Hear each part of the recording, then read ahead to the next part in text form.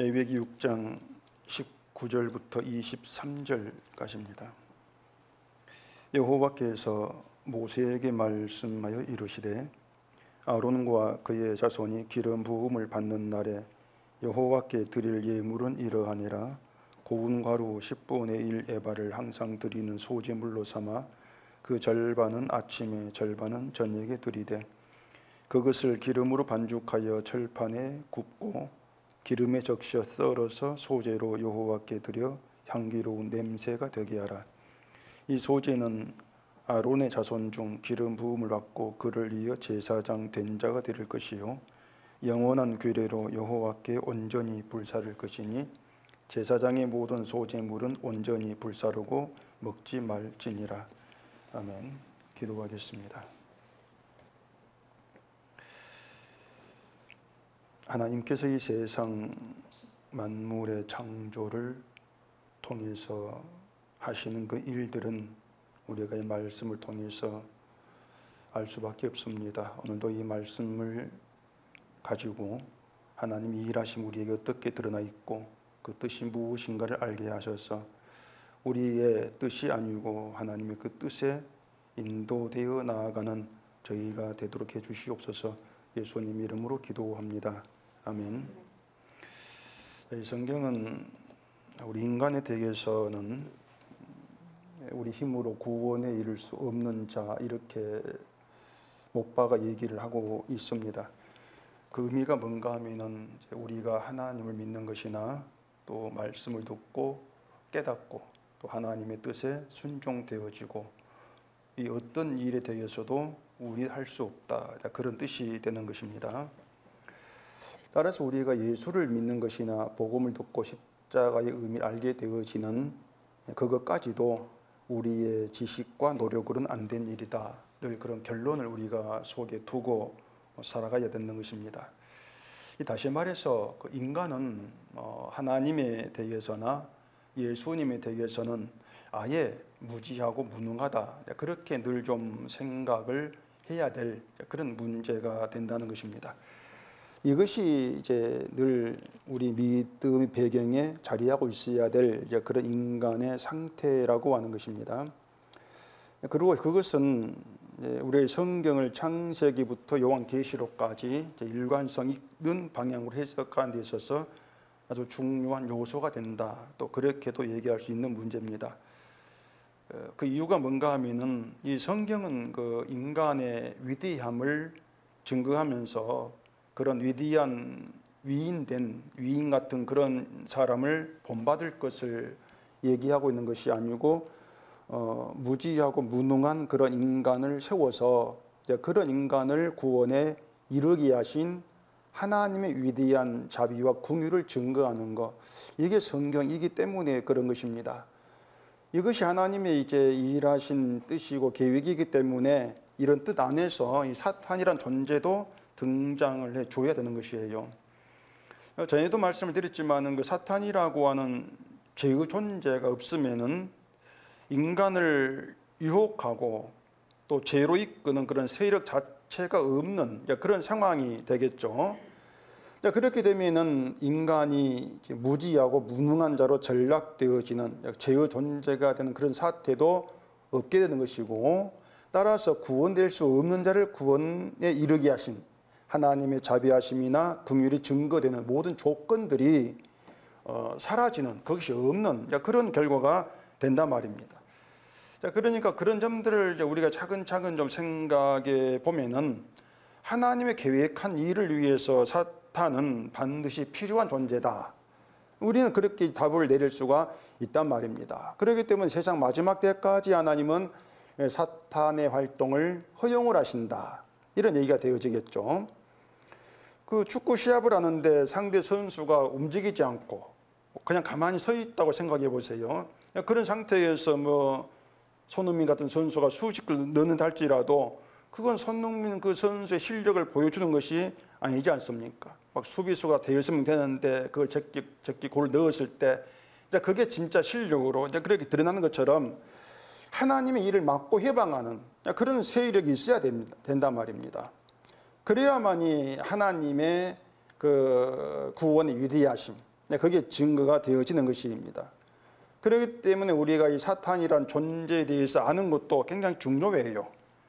대개는 이제 예수님이나 성령에 대해서 아는 거, 이런 것만 중요하게 생각할 뿐이지 이 사탄에 대해서만큼은 좀 무관심하다, 이렇게 할 수가 말할 수 있단 말입니다. 뭔가 하면 사탄이 분명히 활동을 하고 있습니다. 활동한 존재임에도 불구하고 사탄의 활동 자체에 이제 무감각하게 되어지는 것이죠. 그리고 사탄을 알지를 못하면은 그 사탄이 활동한 증거를 외부에서 또 찾으려고 하게 되어지는 것입니다. 막 세상이 도덕적으로 문란하게 되어지고 또 뭐 가정이나 교회나 사회나 국가의 어떤 분열, 갈등, 폭력 유발하는 어떤 그런 것들을 사탄의 활동이다. 되게 그렇게들 보잖아요. 그렇게 되어지면은 중요한 것 하나를 생각하지 않는 결과를 초래합니다. 그 중요한 게 뭔가 하면은 우리 자신의 문제라고 하는 것입니다.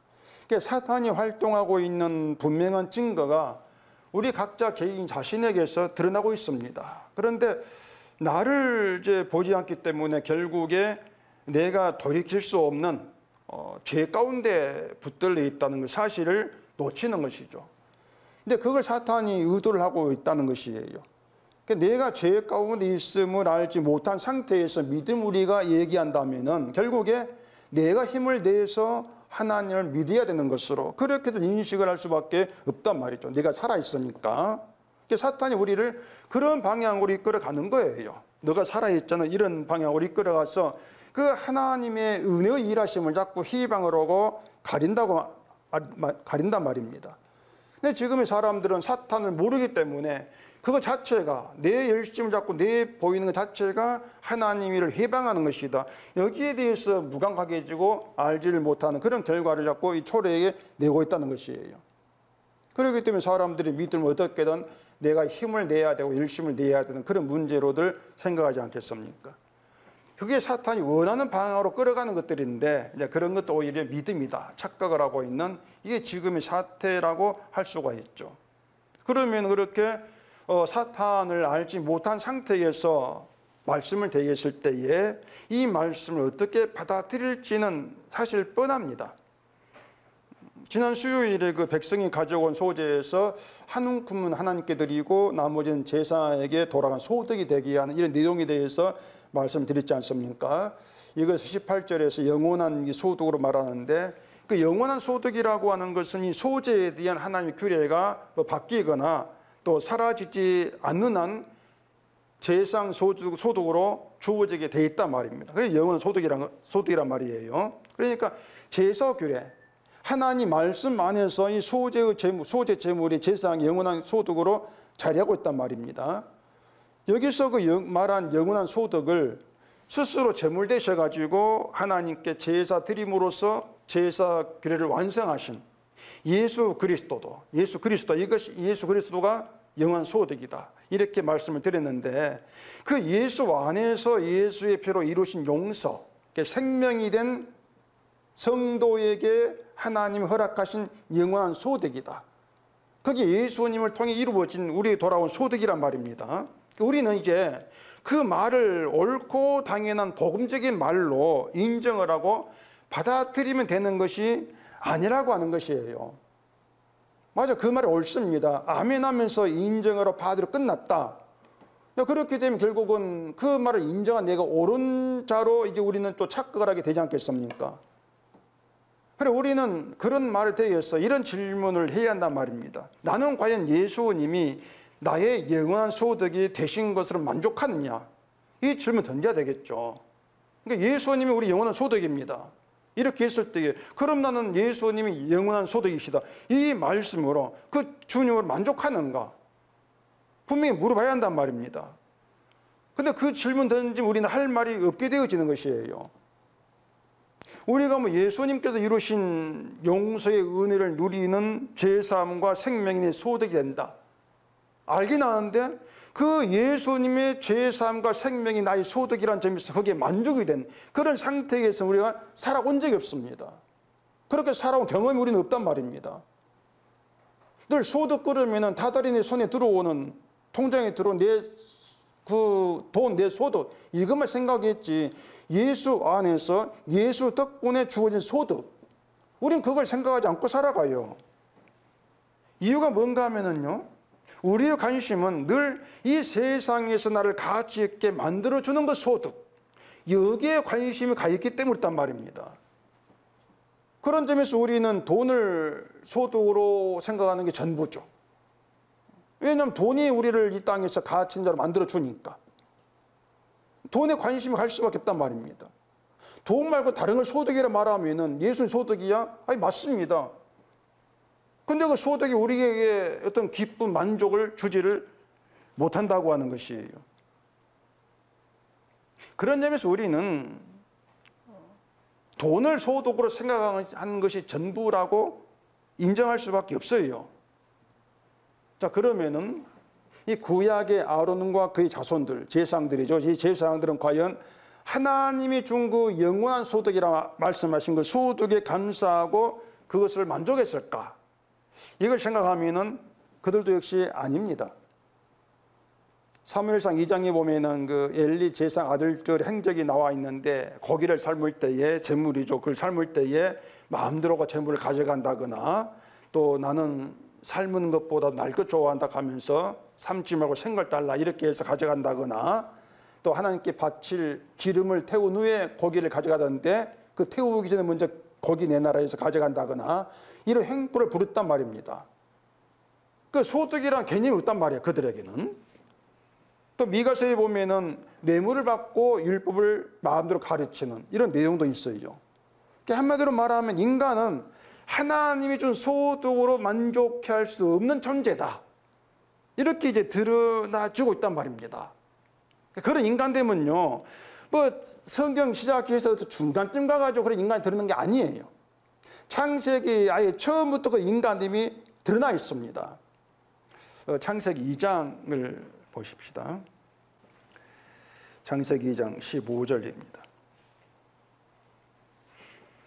여호와 하나님이 그 사람을 이끌어 에덴 동산에 두어 그것을 경작하며 지키게 하시고 여호와 하나님이 그 사람에게 명하여 이르시되 동산 각종 나무의 열매는 내가 임의로 먹되 선악을 알게 하는 나무의 열매는 먹지 말라. 내가 먹는 날에는 반드시 죽으리라 하시니라. 우리가 잘 아는 내용이라 해가지고 안다고 넘어가지 말라 이렇게 말씀드렸죠. 이 말씀도 그래요. 하나님이 에덴 동산을 만드셨고 거기에 사람을 두십니다. 그리고 에덴 동산에 있는 것들을 경작하여 지키게 하라 이렇게 이제 하시는데 이 경작이라고 하는 단어를 이제 사람들이 오해를 해가지고 마치 하나님이 아담과 하와에게 에덴 동산에서 농사를 짓는 것처럼 나무를 가꾸라고 하신 그런 의미로들 이해를 한단 말입니다. 그런데 에덴 동산 애초에 인간이 가꾸어야 될 필요가 없는 상태의 동산입니다. 인간이 가꿀 필요가 없어요. 그 하나님이 모든 창조를 마치고 에덴 동산까지죠. 창조를 마치고 보시기 좋은 이렇게 말씀했단 말입니다. 에덴 동산은 하나님 보시기에 좋은 완전한 동산이에요. 완전함이란 말입니다. 그런데 하나님이 그 보시기에 좋은 동산을 인간이 내 자기 마음에 드는 상태로 만들겠다, 가꾸겠다. 이래 생각하면 안 되는 거죠.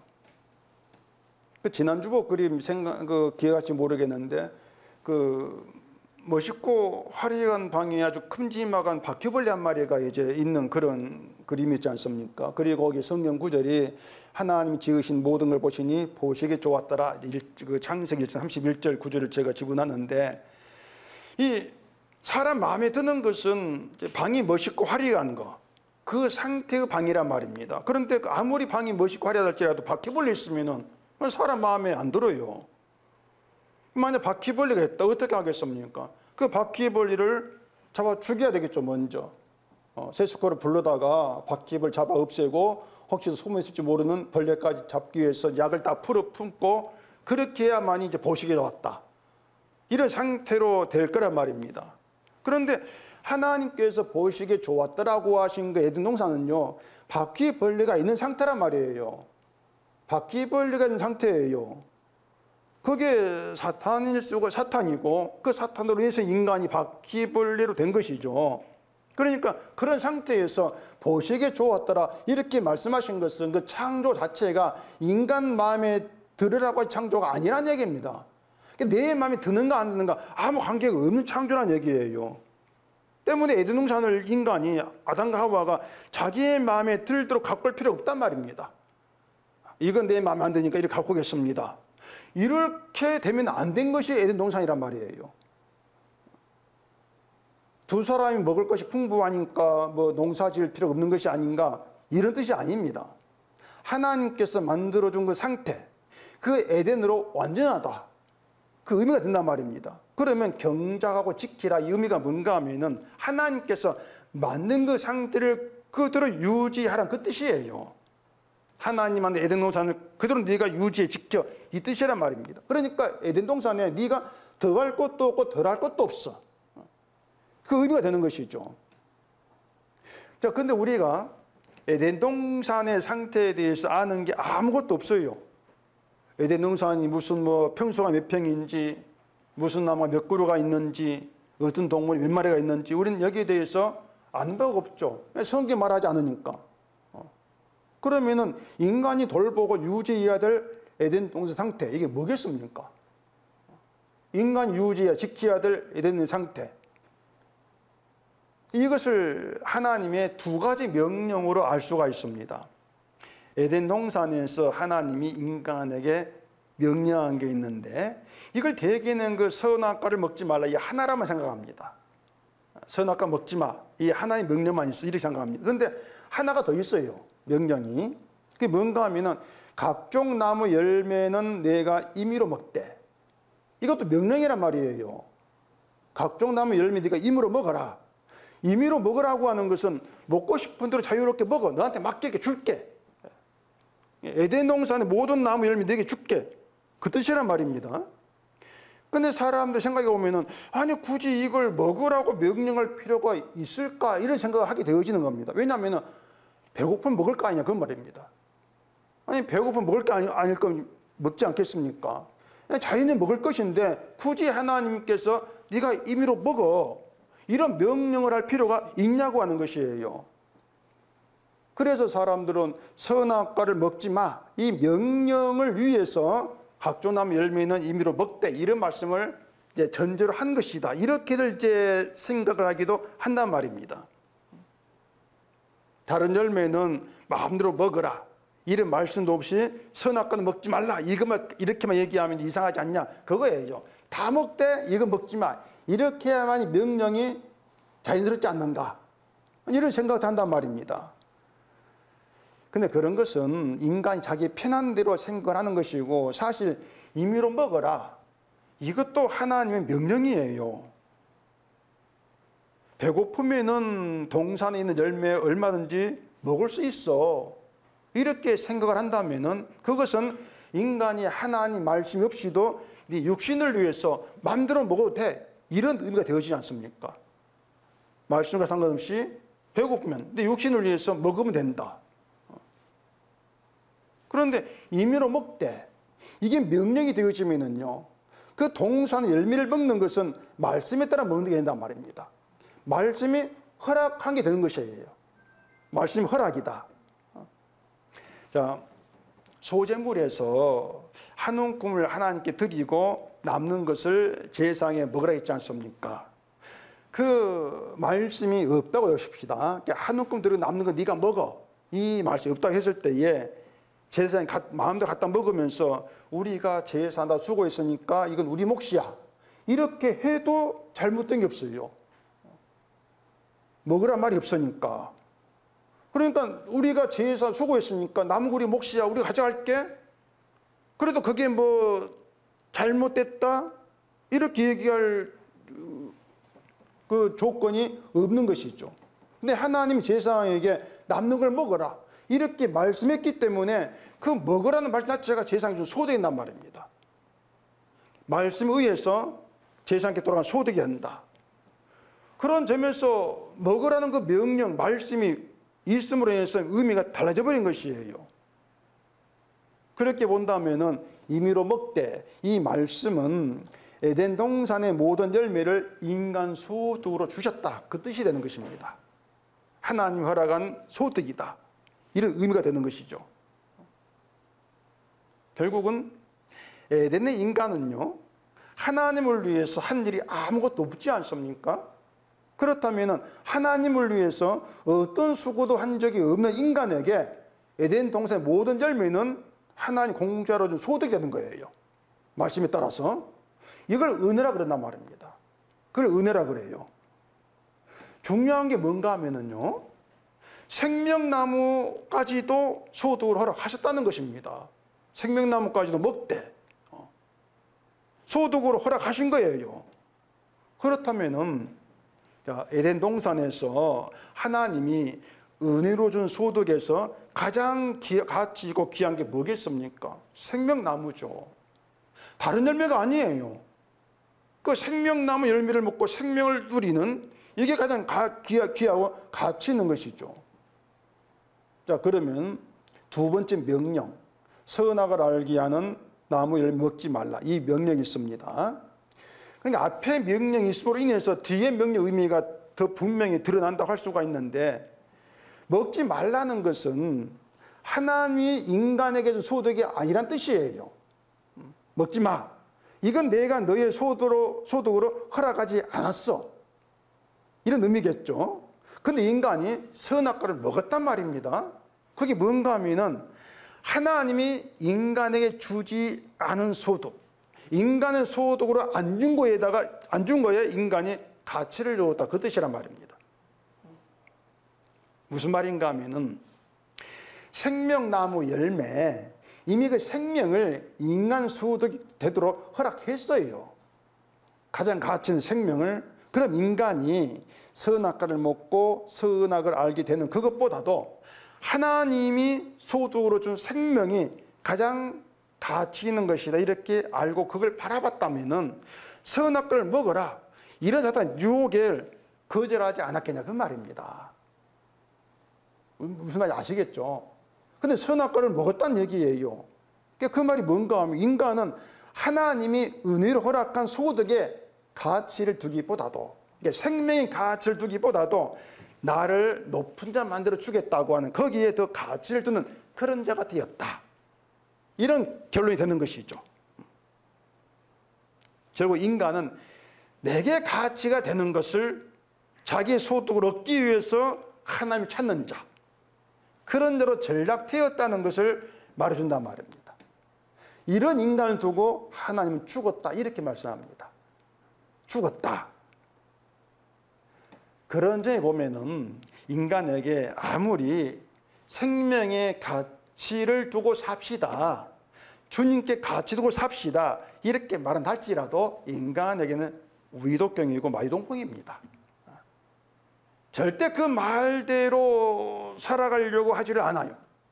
왜 그런가 하면은 그 생명이라고 하는 거, 성경이 말하는 생명이라고 하는 거, 예수의 피, 십자가로 가는 것들이 이 세상에서 우리를 가치 있는 자로 만들어 주지를 않아요. 그런데 안단 말입니다. 그러니 땅에서 내 육신을 더 가치 있게 높여줄, 거기에 우리가 신을 두고 살아가는 것이죠. 선악과를 먹는 것처럼. 그게 우리 진짜 속마음이에요, 그것이. 그래서 우리가 말씀 앞에 나와야만이 우리가 평소에 느끼지 않고 살아가는 속마음을 들게 되어지는 것입니다. 아, 내 속마음 이렇게구나, 이렇구나. 그게 이 말씀 주는 기회예요. 속마음을 들키게 하는 거. 이게 서로 너무 길게 말씀드린 것 같은데, 오늘 본문도 소제에 대한 것인데, 다른 점은 제사장만 드린 소제, 이게 다른 점입니다. 제사장만 드린 소제예요. 그러면 일반 백성의 소제와 제사장이 드린 소제가 어떻게 다른가를 이제 생각해야 되는데, 19절 보겠습니다.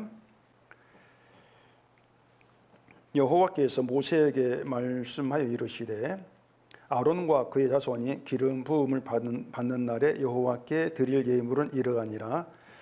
고운 가루 10분의 1 에바를 항상 드린 소제물로 삼아 그 절반은 아침에 절반은 저녁에 드리되. 자, 이렇게 제사장이 드릴 소제물의 양이 10분의 1 에바로 정해져 있습니다. 그러나 일반 백성의 소재물에는 그런 양이 정해지질 않아요. 그 앞에 레위기 2장을 한번 보십시오. 2장 1절. 누구든지 소재의 예물을 여호와께 드리려거든 고운 가루로 예물을 삼아 그 위에 기름을 붓고 또 그 위에 유향을 놓아 아론의 자손 제사장들에게로 가져갈 것이요 제사장은 그 고운 가루 한 움큼과 기름과 그 모든 유향을 가져다가 기념물로 제단 위에서 불사를 지니 이는 화제라 여호와께 향기로운 냄새니라. 이렇게 되어 있죠. 여기 보다시피 백성은 소재물을 자기가 정한 대로 가져가면 됩니다. 양이 정해지질 않습니다. 자기 가져가고 싶은 대로 가져가면 되는 거예요. 다만 가져간 거기에서 하나님께 드릴 것을 한 움큼 이렇게 이제 몫을 하나님께 드릴 것 정해 놓은 것이 다를 뿐이지 얼마를 가져와라 이건 없단 말입니다. 근데 제사장은 10분의 1 에바 이렇게 양이 정해져 있습니다. 10분의 1 에바를 가져와라. 그래서 그것을 절반은 아침에 절반은 저녁에 드리라 이렇게 말한단 말입니다. 그래서 이제 하나님이 이렇게 제사장의 소재를 따로 드리게 하시고 또 이 제사장의 소재에서 특별히 소재물의 양을 정하신 이유가 무언가 이걸 우리가 좀 생각해 봐야 되는데 이 10분의 1 에바와 연관된 이 중요한 이야기가 이 성경에 있습니다. 출애굽기 16장을 보십시다. 출애굽기 16장 33절입니다. 또 모세가 아론에게 이르되 항아리를 가져다가 그 속에 만나 한 오멜을 담아 여호와 앞에 두어 너희 대대로 간수하라. 아론이 여호와께서 모세에게 명령하신 대로 그것을 증거판 앞에 두어 간수하게 하였고 사람이 사는 땅에 이르기까지 이스라엘 자손이 40일 동안 만나를 먹었으니 곧 가나안 땅 접경에 이르기까지 그들이 만나를 먹었더라. 오멜은 10분의 1 에바이더라. 이렇게 되어 있죠. 자, 하나님 이스라엘을 애굽에서 나오게 하셨고 양식과 물이 없는 광야로 인도하십니다. 이런 인도하심이 이스라엘에게는 당연히 그들 마음에는 들지 않았겠죠. 하나님이 왜 그랬을까 이런 심정이지 않겠습니까? 이건 이스라엘뿐만이 아니고 우리 모두의 심정이고 현실이다. 이러한 점에서 이스라엘을 광야로 데려가신 그 이유를 우리가 좀 잘 살펴야 돼요. 자, 이스라엘을 장자재앙이라는 죽음을 건너뛰고 애굽에서 나오게 하셨는데 그렇게 이스라엘을 애굽에서 나오게 하신 중요한 요소가 어린 양 희생이었습니다. 죽음의 천사가 어린 양의 피를 보고 넘어간 그 덕분에 이스라엘이 산자로 애굽에서 나오지 않습니까? 그러면 이스라엘이 자기들의 가장 귀한 가치로 삼아야 될 것이 뭐겠습니까? 어린 양의 피죠. 자기를 살렸으니까 어린 양의 피를 자신들의 가장 귀한 가치로 삼아야 하는 거 이게 맞단 말입니다. 근데 이것이 이스라엘에게 야 너희의 가장 귀한 가치 어린 양의 피야? 이렇게 말했을 때 이스라엘이 알겠습니다. 이런 말만 가지고는 안 돼요. 그런 말만 가지고 안 되고 자기들도 애굽과 똑같이 죽임을 당해야 될 애굽적 사고방식으로 살아가는 그런 자다는 거 그렇게 자기를 봐야 한단 말입니다. 그래야만이 죽음에서 건진 어린 양의 피의 의미가 다가오지 않겠냔 말이에요. 너희들도 애굽적 사고방식으로 살아가는 애굽 사람들의 이방인이냐 그렇게 죽임을 당해야 되는데 어린 양의 피 덕분에 살았습니다. 이게 이스라엘 정신으로 새거지야 했다 그 말입니다. 이걸 위해서 이스라엘도 애굽의 사고방식으로 살아가는 자라는 것 이걸 이스라엘에게 하나님이 가르쳐야 했던 것이에요. 그 도구가 광야란 얘기입니다. 그 도구가 양식이 없는 광야에서 애굽의 광야에 들어갔을 때 애굽에서 살았을 때 그들이 즐겁게 먹었던 거 애굽의 것들을 그리웠지 않습니까? 그렇게 먹을 것이 없어. 왜? 애굽에 먹었던 거 없습니까? 불평할 때에 하나님 그들 내려주신 것이 만나였단 말이에요. 불평 속에서. 그리고 그 만나 한 오멜을 항아리에 담아가지고 대대로 간수해라. 이렇게 말씀했습니다. 그 한 오멜이 10분의 1 에바다. 이렇게 되어 있단 말이에요. 한 오멜이 10분의 1 에바다. 다시 그 출애굽기 16장 17절 보십시다.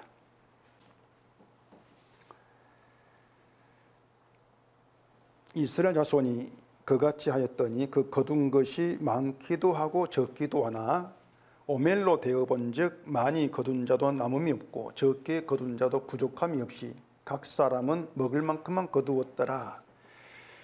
자, 다 나가서 만나를 거두는데 모든 사람이 똑같이 거두지 않을 거 아닙니까? 어떤 사람 많이 거둘 수 있고 어떤 적게 거둘 수 있고 양이 다를 거란 말입니다. 그런데 많고 적든지 간에 오멜로 되어 보니까 부족함이 없이 모두가 먹을 만큼 거두었다 이렇게 되어 있단 말입니다. 그러니까 양이 같다는 게 아니에요.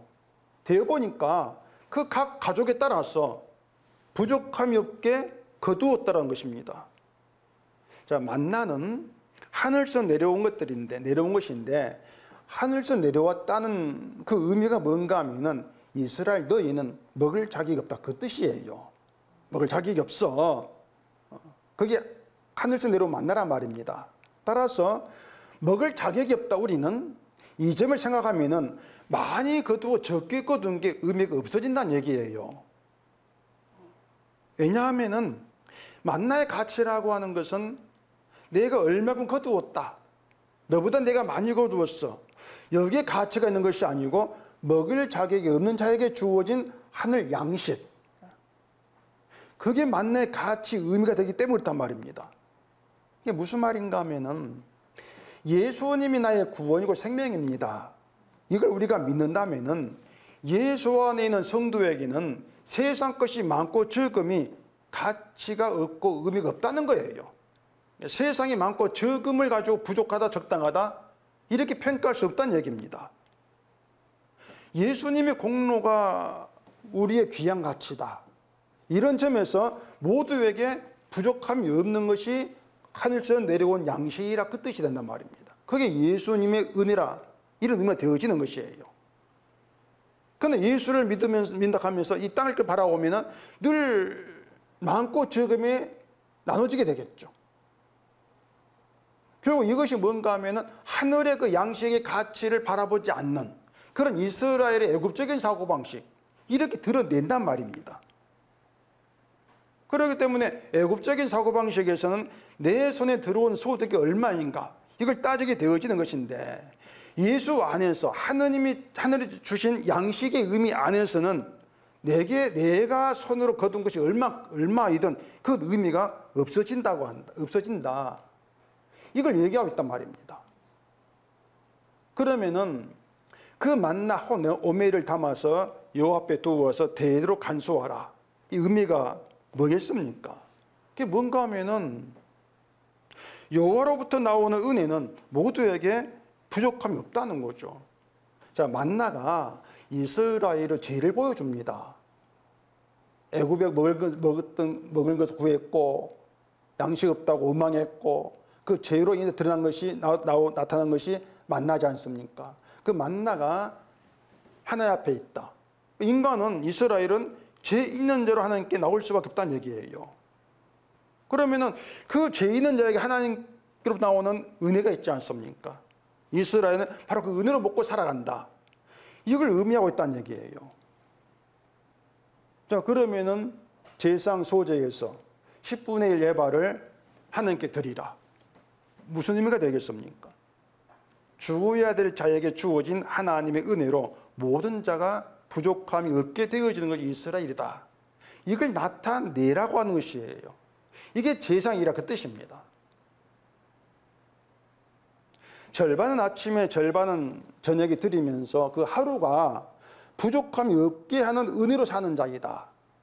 이걸 나타내라는 게 제사가 되어지는 것이에요. 결론은 간단합니다. 이스라엘이 자리에서 받는 건 아무것도 없고 하나님 주시는 것이 이스라엘을 살리는 생명이 된다. 양식이 된다. 이게 결론이에요. 받을 자격이 없는 자에게 베풀어진 완성된 구원. 이걸 언약이라고 하는 것이고 하나님의 그 언약의 구원을 높이고 증거하라고 부름받은 그들을 언약 백성이다. 이렇게 일컫는단 말입니다. 그들이 지금 말하면 성도겠죠.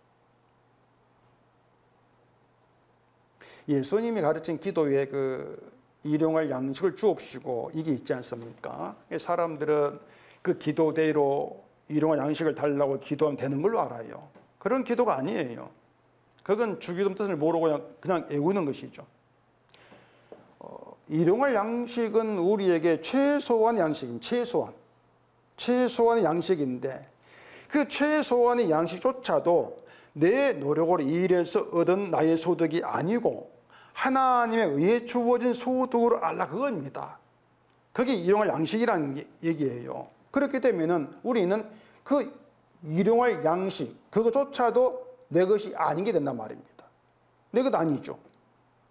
내 힘으로 거둔 나의 소득이 아니고 우리는 그 일용할 양식조차도 먹을 자격이 없게 되어진단 말입니다. 그래야만 일용할 양식이 하늘이 베푸신 은혜의 소득이 되어지는 것이죠. 결론은 우린 이런 기도를 못해요. 누가 그렇게 기도하겠습니까? 왜냐하면 우리는 절대로 일용할 양식만 가지고 만족할 자가 못 됩니다. 우리는 그렇게 살지 못하지 않습니까? 하나님이 준 소득이 일용할 양식이다. 당연 불만이 나올 거예요. 이런 것들이 뭔가 하면은 하나님이 준 소득으로 하나님 주신 것에 감사하지 않고 항상 다투고 원망하고 불평하는 것이 인간이란 점을 그렇게 드러내주고 있단 말입니다. 그게 이미 에덴 동산의 인간으로 인해서 이렇게 나와지게 되는 것이고요. 이것이 이스라엘의 실상임을 드러내는 것이 광야였고 이런 뜻으로 광야를 인도했다. 이걸 생각한다면 하나님은 우리를 광야로 걷게 합니다. 광야. 꽃길이 아니에요. 꽃길로 걷기는 하나님, 그 하나님은 지옥으로 끌어간 우상이죠. 광야길을 걷게 하신다고 하는 것은 우리가 하나님께 하고 있는 것들은 전부가 다 원망일 뿐이다. 이걸 알게 하겠다는 것입니다. 원망도 하지만 하나님 믿고 섬기기도 합니다. 이건 하나님께로부터 베풀어지는 것이 아니고 내가 하나님께 드리는 것에 더 가치를 두고 있는 것밖에 안 돼요. 하나님을 섬기는 것도 있지 않습니까? 결국 내가 이렇게 하고 있지 않습니까? 내가 여호와께 드리는, 자꾸 여기에 미련 둔단 말입니다. 그렇게 되면 내가 하는 일에 대한 보상도 또 기대하겠죠. 그건 은혜가 아니란 말이에요. 또 보상이라고 생각되는 것도 왜 이것밖에 안 됩니까? 불평하겠죠. 적다고. 본문 22절 보십시다. 이 소지는 아론의 자손 중 기름 부음 받고 그를 이어 제사장 된 자가 드릴 것이요 영원한 규례로 여호와께 온전히 불사를 것이니 제사장의 모든 소제물은 온전히 불사르고 먹지 말지니라. 그 소제물을 불사르라 이 얘기는 남아있을 가치가 없다는 겁니다. 이 땅에 존재할 가치가 없어. 그 의미가 되는 거예요. 심판밖에 주어질 게 없다. 이런 의미가 되어진단 말입니다. 우리의 인간의 근데 육신만이 아니고 우리 가치 두고 있고 의미 두고 있는 나의 믿음, 나의 모든 노력, 열심 아무것도 남아있을 가치가 되는 게 없다. 그것이에요. 불태워 사라지는 것밖에 없어요. 먹지 말라고 하는 것은 먹을 가치는 인간이 아니라 그거란 말입니다. 하나님이 주신 것만 겨우 먹을 수 있는 그런 존재일 뿐이라고 하는 겁니다. 이걸 두고 하나님의 영원한 규례라 그래요. 근데 하나님의 규례 안에 인간은 딱 그게 전부입니다. 가치 줄 것이 없다. 인간이 하는 일은 원망이 전부다. 그 외에 달리 어떻게 얘기할 것이 없어요. 근데 자꾸 사람들이 자기의 가치를 두고 자기가 한 일을 끌고 나오기 때문에 이게 문제가 되어지는 것이죠. 그러니 자꾸 성경이 이제 그런 인간됨을 드러내고 하나님 그런 인간을 심판하시고 이끌어가시고 이런 역사 이야기로 계속 이어지고 있는 것입니다. 성경의 하나님은요, 인간의 이스라엘의 원망에서도 하늘의 만나로 배부르게 하시는 것이 하나님 하신 일이었습니다. 원망을 무조건 때려 부수고 심판해버리는 것이 아니고 원망을 받으시는 가운데에서 만나로 배부르게 하시죠. 그걸 우리는 하나님의 긍휼과 자비를 이렇게 말한단 말입니다. 요한복음 6장을 또 찾아보십시오. 요한복음 6장 32절.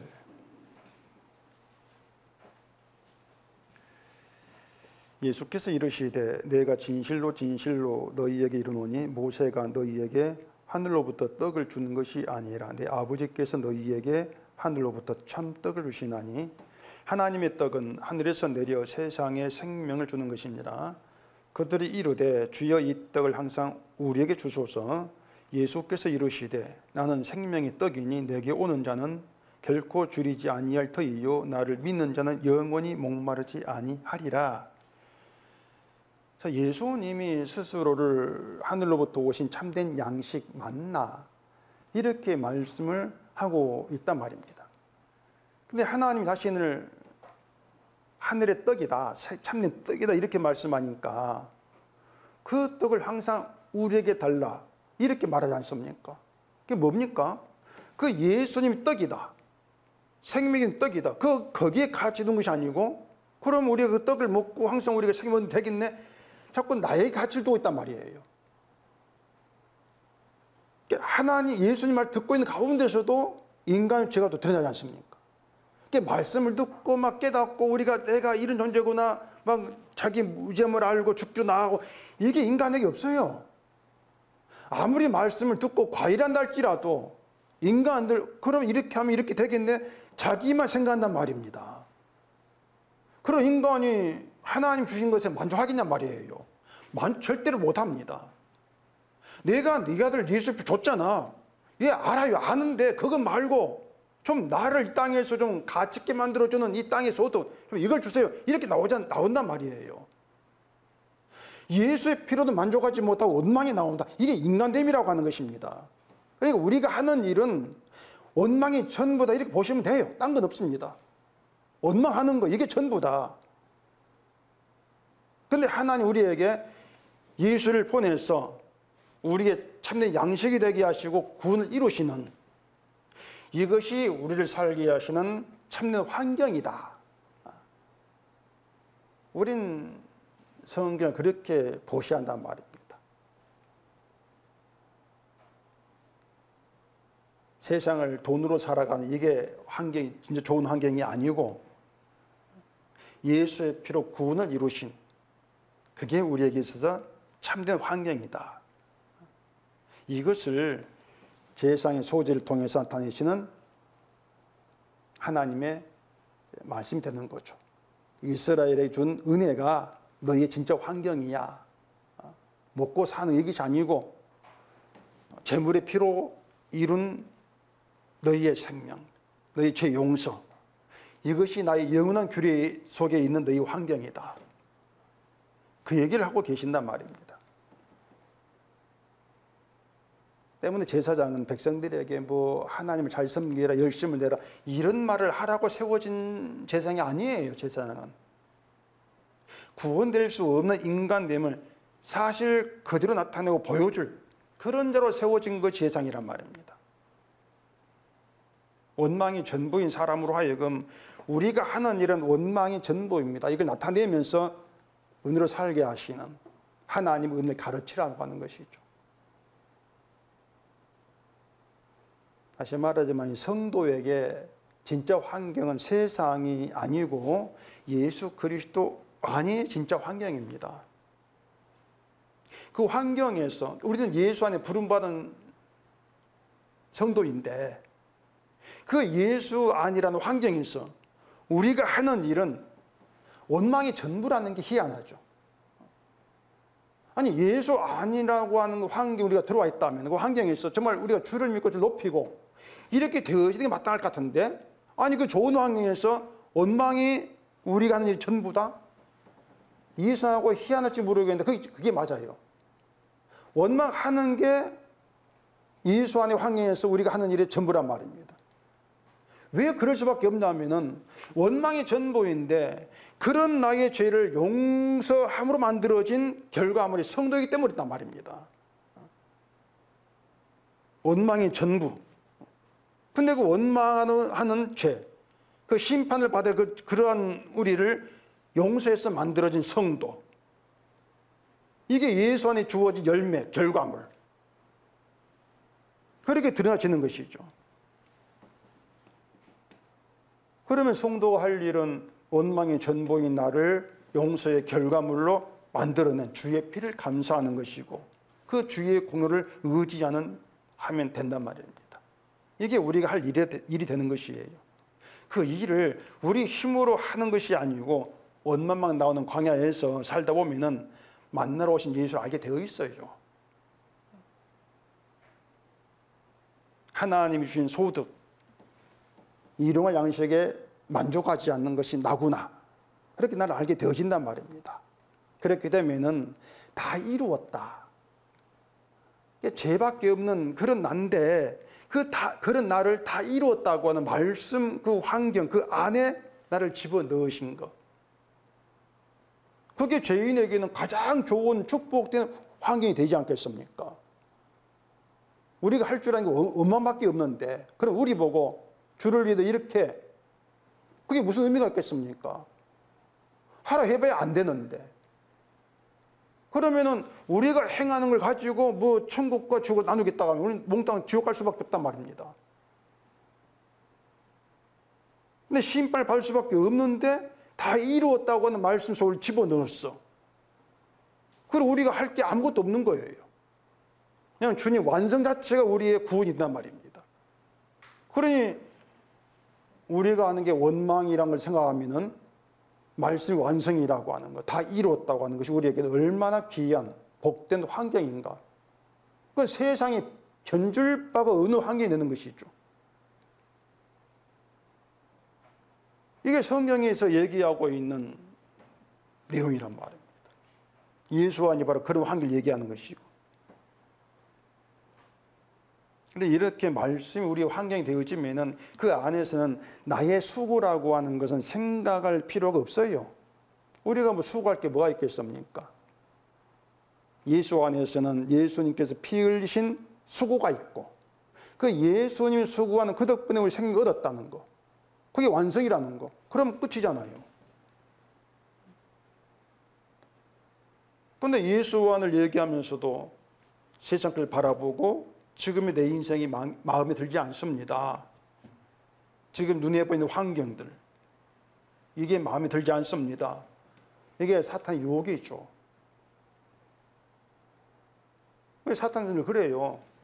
마음에 들지 않지? 원망해. 그리고 우리는 아니 원망하면 불신한데요. 그게 유혹이란 말입니다.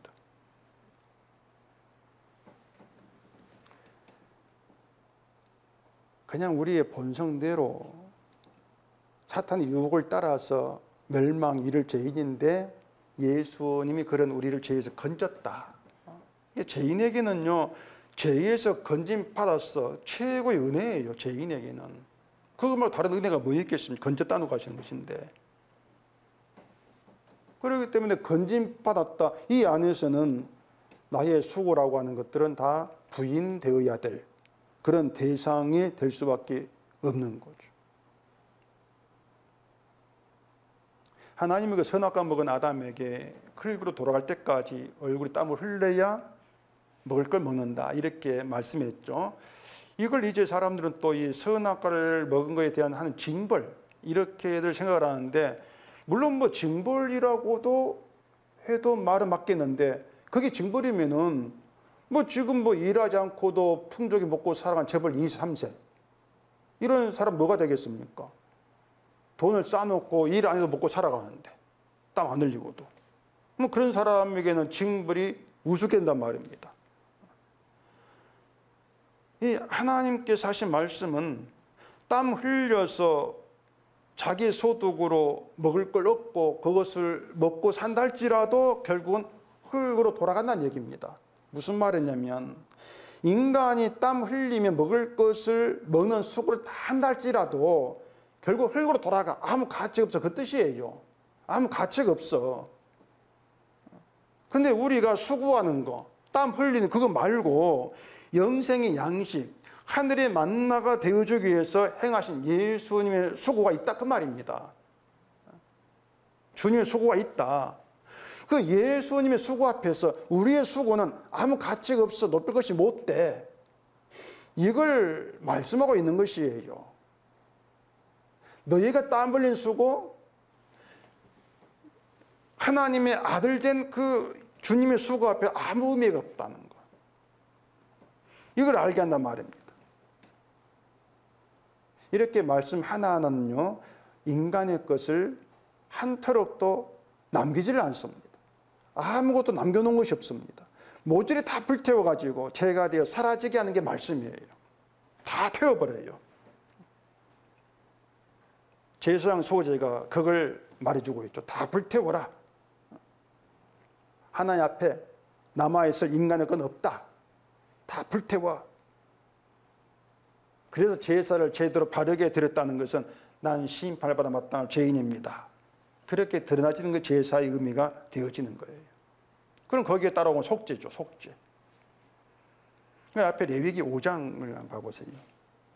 11절입니다. 만일 그의 손이 산비둘기 2마리나 집비둘기 2마리에도 미치지 못하면 그의 범죄로 말미암아 고운 가루 10분의 1 에바를 예물로 가져다가 속죄제물로 드리되 이는 속죄제인즉 그 위에 기름을 붓지 말며 유향을 놓지 말고, 저기 속죄제물로 곡식을 드릴 때도 10분의 1 에바를 드리라 이렇게 되어 있지 않습니까? 그걸 가지고 범죄를 말미암아 이렇게 얘기해요. 범죄를 말미암아 10분의 1 에바를 제물로 드리면 용서해 줄게 이것이 아니고 10분의 1 에바가 의미하는 건 죄를 알라 그거예요. 죄를 알아라. 만나로 드러난 죄. 어린 양의 피로 너희를 구해냈는데, 어린 양의 피가 생명인데 그 어린 양의 피에 가치를 두지 않는 너희의 죄, 늘 애굽적인 사고방 살아간 너희의 죄, 이걸 죄를 알아라. 그런 인간에게 있을 건 속죄제, 속죄제가 있을 뿐이고 그 속죄를 예수님이 자기 몸으로 이루었지 않습니까?